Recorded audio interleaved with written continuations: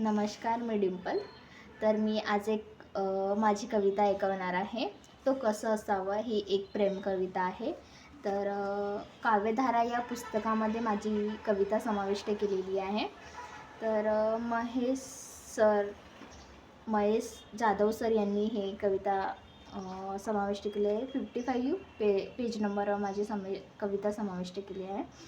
तर त्या कवितेचं नाव आहे तो कसा असावा. तर काही छोट्याच म्हणजे ओळी लिहिल्या होत्या मी तेव्हा. तर तो कसं असावं, तो कसं असावं, हृदयस्पर्श करताच मनातील भावना कळावं, हृदयस्पर्श करताच मनातील भावना कळावं.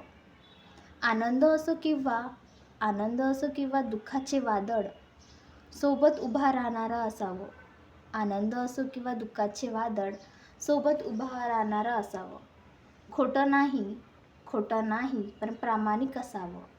खोटं नाही पण प्रामाणिक असावं. बोलणारं नकोय पण मनापासून ऐकणारं असावं.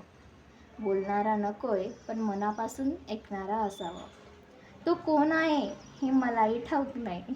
तो कोण आहे हे मलाही ठाऊक नाही, पण तो असं असावं. तो कोण आहे हे मलाही ठाऊक नाही, पण तो असं असावं. तर एवढ्याच काही ओळी लिहून ठेवल्या होत्या मी.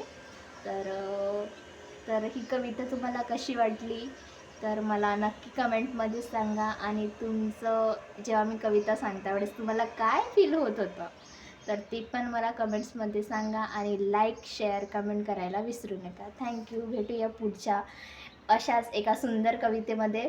तर तोपर्यंत tata, bye bye, take care.